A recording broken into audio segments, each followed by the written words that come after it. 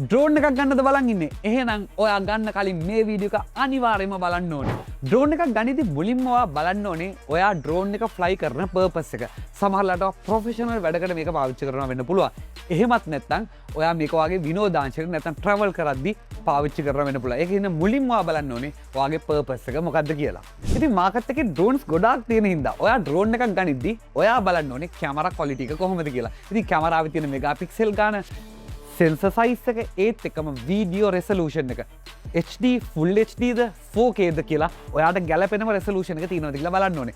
ඒත් එක්කම ඒකේ ෆ්‍රේම් රේට් එකත් ගොඩාක් වැදගත් වෙනවා. ඔයාට වීඩියෝ එක ස්ලෝ මෝෂන් කරගන්න 4K 30 වෙන්න පුළුවන් 60 වෙන්න පුළුවන්. ඔයා ගන්න ඩ්‍රෝන් එකේ ඔයාට ඕන වෙන රෙසලූෂන් එක තියෙනවද කියලා අනිවාර්යයෙන්ම බලන්න.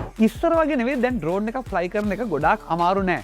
මොකද එයාගේ ස්ටැබිලිටි එහෙම ගොඩාක් හොඳයි. ඒත් එක්කම ඔයාට ලස්සන වීඩියෝ ෂොට් එකක් ගන්න පුළුවන්. ක්වික් මෝඩ්ස් ගොඩාක් අලුත් ඩ්‍රෝන්ස් වල තියෙනවා. ඉතින් ඔයා ගන්න ඩ්‍රෝන් එකේ ඔයා බලන්න ඕනේ ඔයා ආස නැත්නම් ඔයාට ගැලපෙන විදිහේ ක්වික් ෂොට්ස් තියෙනවද කියලා ඔයා පර්චේස් කරන්න යන ඩ්‍රෝන් එකේ. ඊළඟ දේ තමයි ඔයා බලන්න ඕනේ බැටරි ලයිෆ් එක. ඔයාට එක බැටරි එකක් පාවිච්චි කරලා කොච්චර වෙලා ෆ්ලයි කරන්න පුළුවන් වෙනවද කියන එක.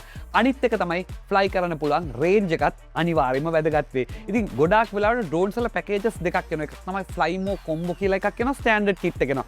ෆ්ලයිමෝ කොම්බෝ එකේදී ඔයාට බැටරිස් කීපයක් හම්බ වෙනවා. එතකොට ඔයා කොහේ ට්‍රැවල් කරද්දී ඔයාට අනිවාර්යයෙන්ම වැදගත් වෙයි ෆ්ලයිමෝ කොම්බෝ කිට් එකක් ගන්න. ඒත් එක්කම ඔයා තව දෙයක් බලන්න ඒ බැටරි එක චාර්ජ් වෙන්න කොච්චර වෙලා යනවද කියලා. මේකත් ඔයා ඩ්‍රෝන් එකක් ගද්දී අනිවාර්යයෙන්ම වැදගත් වෙනවා.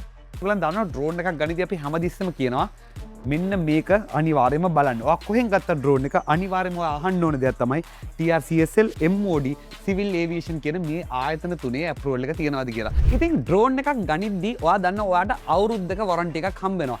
මේ වොරන්ටි එක හම්බ වෙන්නේ ඔයා ඩ්‍රෝන් එක ඇක්ටිව් කරන දවසේ ඉඳලා. ඉතින් ඔයා ඩ්‍රෝන් එකක් ගනිද්දී අනිවාර්යයෙන්ම DJI official website එකට ගිහිල්ලා ඔයාගේ ප්‍රොඩක්ට් එකේ serial number එක ගහලා බලන්න ඕනේ. කවදද ප්‍රොඩක්ට් එක ඇක්ටිව් වෙලා තියෙන්නේ කියලා. නැත්නම් කලින් ඇක්ටිව් වෙච්ච එකක් ඔයා ගත්තොත් ඔයාගේ වොරන්ටි කාලය ගොඩාක් අඩු වෙනවා. ඉතින් ලංකාවේ ඩ්‍රෝන් එකක් ගන්න තියෙන හොඳම සහ එකම තැන තමයි කැමරා LK. මොකද ඔයාට අප්‍රූවල් එකක් එක්ක ඩ්‍රෝන් ගන්න පුළුවන් කැමරා LK එකකින් විතරයි.